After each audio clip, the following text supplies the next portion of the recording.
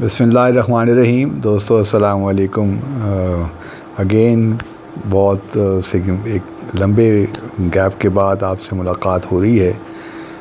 Prime minister Imran Khan نے جو کال کی بنگلہ دیشی وزیر اعظم کو حسینہ واجد صاحبہ کو 22 جولائی کو، اس کے حوالے سے بہت سی باتیں ہو رہی ہیں، تو میں نے سوچا کہ میں بھی کچھ اپنے تاثرات آپ کے ساتھ شیئر کر لوں.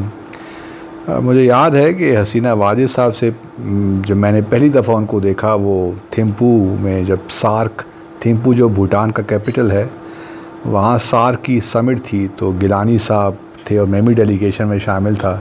اس وقت وزیر خارجہ وزارت خارجہ کا چونکہ میں ترجمان تھا، تو مجھے بھی ساتھ ڈیلیگیشن میں رکھا گیا تھا. یہ میں بات کر رہا ہوں اپریل 2010 کی. اور اس کے بعد جب میں نیو دہلی میں تھا، ناظرین، ہائی کمشنر تو حسینہ واجد صاحبہ تشریف لائی تھیں تقریباً 6 سال کے عرصے کے بعد سرکاری دورے پہ اپریل 2017 میں. تو وہاں کے جو ہمارے بنگلہ دیش کے جو ہائی کمشنر تھے، انہوں نے اپنے گھر میں ایک گیٹ ٹوگیدر کیا تھا، اور خاص کچھ لوگوں کو، کچھ ہائی کمشنرز اور ایمبیسڈرز کو بلایا تھا. تو مجھے بھی انہوں نے بلایا اور حسینہ واجد صاحبہ سے مصافحہ کرنے کا بھی موقع ملا. اور ان کو میں نے اس وقت جو ہمارے پرائم منسٹر تھے، ان کی طرف سے میسج بھی دیا کہ ہم چاہتے ہیں کہ پاکستان اور بنگلہ دیش کے تعلقات بہتر ہونے چاہئیں، اور بہت سی پاسبلٹیز ہیں. تو اچھی وہاں پہ گو کہ وہ گفتگو 15 سیکنڈ سے آدھا منٹ تک ہی تھی، لیکن بہرحال ایک میسج ہم نے کنوے کرنا تھا اور کر دیا. جہاں تک یہ بات ہے ہمارے وزیر اعظم عمران خان کی جو ٹیلی فون کال ہوئی ہے، یہ بڑی اہم اور میں سمجھتا ہوں کہ بڑی اچھی مثبت پیش رفت ہے، کیونکہ پچھلے 2 سالوں سے تو بنگلہ دیش جو ہمارے ہائی کمشنر کو ایگریما ہی نہیں دے رہے تھے. ہم نے پہلے 2-2.5 سال پہلے اپنی ایک ہائی کمیشن ہم بھجوانا چاہتے تھے، لیکن بنگلہ دیش نے اس کی منظوری نہیں دی، کیونکہ ہم نے بنگلہ دیش میں کچھ جماعت اسلامی کے بنگلہ دیش کے جو کچھ لوگ تھے، ان پہ مقدمات چلائے 71 کے حوالے سے، اور ان کو پھانسیاں بھی دیں. تو پاکستان نے اس پہ ریئیکٹ بھی کیا.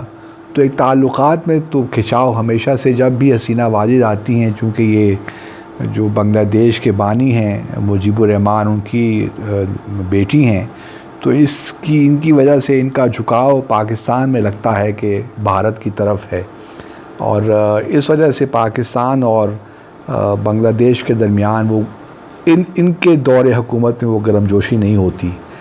لیکن جب خالدہ ضیاء آتی ہیں، جو بنگلہ دیش نیشنلسٹ پارٹی کی سربراہ ہیں، تو پھر تعلقات میں قدر بہتری سی آ جاتی ہے. تو ناظرین، ان جو تعلقات کی نوعیت ہے پاکستان اور بنگلہ دیش کے درمیان، اس کو بھی سمجھنے کی ضرورت ہے. یہ بات بھی اپنی جگہ حقیقت ہے کہ جتنا بنگالیوں نے پاکستان بنانے میں کردار ادا کیا ہے، شاید جو اس وقت کا پاکستان ہے وہ اس کا آپ یہاں پہ تو کوئی اندازہ نہیں کر سکتا. جو تحریک تھی، تحریک پاکستان، اس کو بنیادی طور پہ میں سمجھتا ہوں کہ قیادت ہی جو ہے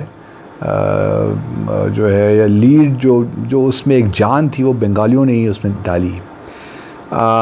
تو بہرحال بہت سے معاملات ایسے رہے 70s کے الیکشن کے بعد، آپ جانتے ہیں، اور پھر 1971 میں ایسٹ پاکستان، مشرقی پاکستان بنگلہ دیش بن گیا. اس کے بعد پھر ہم نے کافی عرصہ لیا، 3 سال کے عرصہ لیا، اور 1974 میں کہیں جا کر ناظرین ہم نے بنگلہ دیش کو تسلیم کیا بحیثیت ایک الگ ریاست کے. اور ہم چاہتے تھے کہ بنگلہ دیش آئے. اس وقت اسلامی OIC کی کانفرنس ہونے جا رہی تھی، اسلامی تنظیم کی سمٹ لاہور میں 1974 میں، تو وہ پھر بنگلہ دیش نے اٹینڈ بھی کی. اس کے بعد بنگلہ دیش کی ہمیشہ سے ایک ڈیمانڈ یہ رہی ہے کہ پاکستان جو بھی ہم نے مبینہ طور پہ جو بھی زیادتیاں کی ہیں بنگالیوں پہ، خاص طور پہ بنگلہ دیش بننے سے پہلے، خاص طور پہ ہماری فوج نے جو زیادتیاں کی ہیں، اس پہ پاکستان باقاعدہ طور پہ معافی مانگے. ہم نے اس کو ہمیشہ ریزسٹ کیا، کیونکہ ہمارا خیال یہ رہا ہے کہ اگر ہم نے کوئی فارمل معافی مانگ لی باقاعدہ طور پہ تو وہ ایک پھر پینڈوراز باکس کھل جائے گا، ایسٹس کی تقسیم کے مسائل شروع ہو جائیں گے، تو پھر مسائل اور بگڑ جائیں گے۔ لیکن جب مشرف صاحب گئے تھے بحیثیت صدر بنگلہ دیش 2005 میں، اس وقت خالدہ ضیاء صاحبہ کی حکومت تھی، تو اس وقت انہوں نے ایک ریگریٹ کیا تھا، رادر دین اپولوجائز، انہوں نے ایک ریگریٹ، افسوس کا اظہار کیا تھا کہ جو بھی واقعات ہوئے تھے۔ لیکن وہ بھی بہرحال بنگلہ دیش کو وہ جو ہم نے ریگریٹ کیا وہ تسلیم نہیں کیا، انہوں نے وہ بہرحال انسسٹ کرتے رہے کہ آپ فارمل اپولوجی کریں۔ اب لیکن ہمارا خیال یہ تھا کہ جو 1974 9 اپریل 1974 کا جو ٹرائی پارٹائٹ ایگریمنٹ ہے جو بھارت، پاکستان اور بنگلہ دیش کے درمیان، اس کا جو آرٹیکل 15 ہے ناظرین، اس وقت اگر آپ پڑھیں تو وہ کہتا ہے forgive and forget۔ تو ہم سمجھتے تھے کہ بس وہ کافی ہے، ہم نے بھی بھلا دیا، آپ بھی بھلا دیجیے اور اب آگے بڑھیے۔ لیکن بھارت جب بھی حسینہ واجد کی حکومت آتی رہی تو اس میں یہ ایک مسئلہ رہا۔ اب چونکہ بنگلہ دیش میں بھی اس وقت حسینہ واجد صاحب کی حکومت ہے، اور ہم جانتے ہیں کہ جو RSS اور BJP کا جو مائنڈ سیٹ ہے وہ صرف پاکستان کے مسلمانوں کے خلاف نہیں ہے یا پاکستان کے خلاف نہیں ہے، ان کا مائنڈ سیٹ تمام مسلمانوں کے ہی خلاف ہے۔ وہ جو ایک 800-900 سال کی مسلمانوں نے جو بھارت پہ حکومت کی ہے وہ ابھی تک ان سے وہ ہضم نہیں ہوتی۔ تو چونکہ بنگلہ دیش کسی زمانے میں پاکستان تھا تو وہ بھی اس کو اسی کانٹیکس میں لیتے رہے ہیں۔ گو کہ مودی صاحب نے بہت کوشش کی کہ جو پانی کے جو مسائل ہیں، ٹیسٹا ایگریمنٹ بھی ایک ہے، کچھ بھارت ڈیفنس کوآپریشن بھی ہے، بھارت نے کچھ کریڈٹ لائنز بھی دی ہیں 2-3 ارب ڈالر کی بنگلہ دیش کو، تو کافی انہوں نے کوشش کی ہے کہ بنگلہ دیش کے ساتھ تعلقات اچھے رہیں۔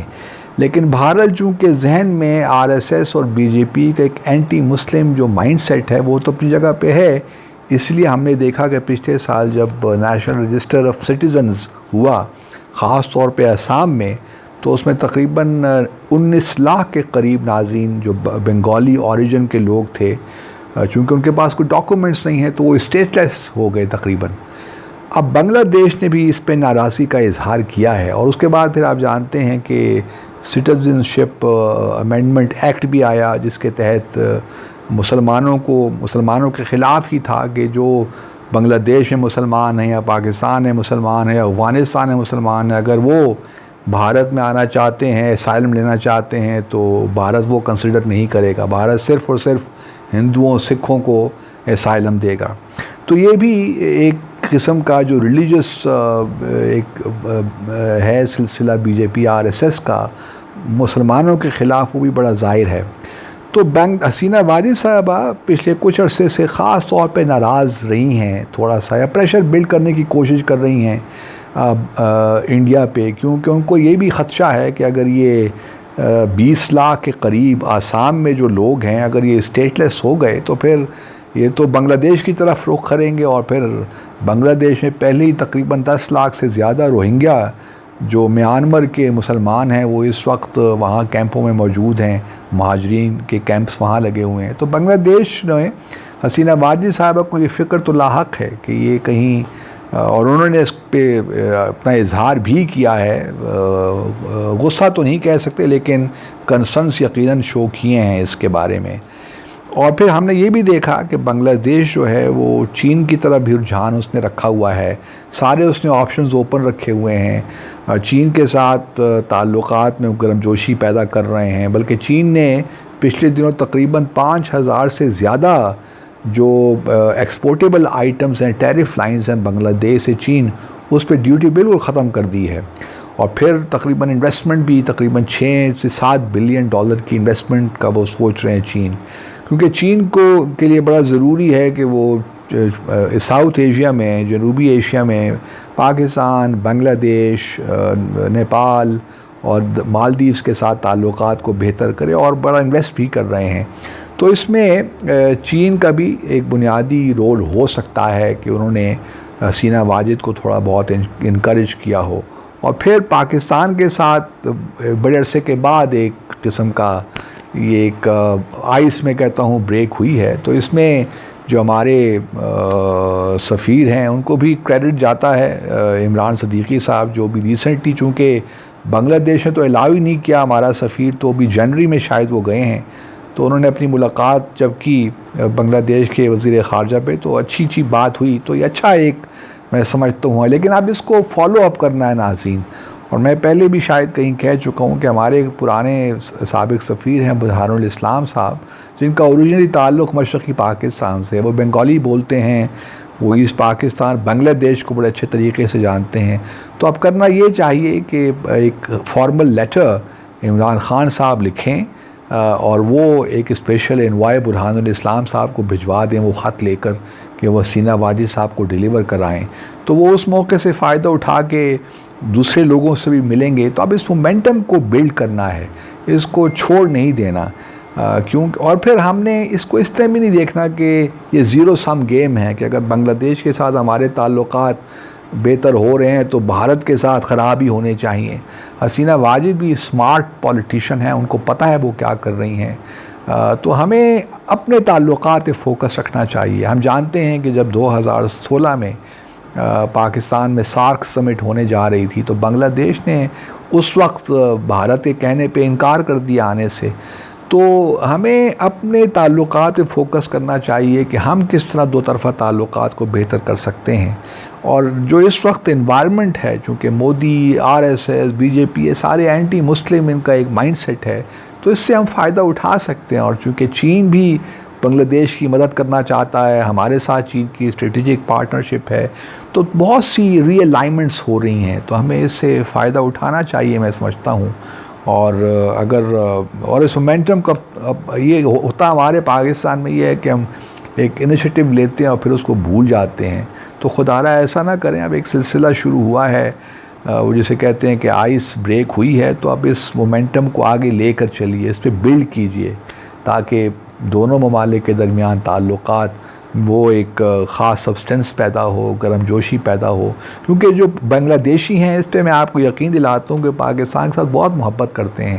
اور ٹھیک ہے کچھ لوگ ایسے ہوں گے جو اینٹی پاکستان بھی ہوں گے، لیکن ہمارا ایک رشتہ تو رہا ہے. ہم نے تاریخ میں ایک ساتھ جدوجہد بھی کی ہے، پاکستان بھی ہم نے بنایا ہے. تو اس کے بعد مسائل بھی رہے، لیکن بہرحال پھر بنگلہ دیش کی جو کرکٹ ٹیم ہے، ہم ان سے ہارے تو جا کے کہیں وہ ٹیسٹ میچز کھیلنے کے قابل ہوئے، انٹرنیشنل کرکٹ کھیلنے کے قابل ہوئے. تو ہم نے بھی جو ہے بنگلہ دیش کے ساتھ تعلقات پہ تھوڑا فوکس کرنا چاہیے، اور جو مومنٹم ایک شروع ہوا ہے اس کو آگے لے کر جانا چاہیے. آپ سب کا بہت بہت شکریہ.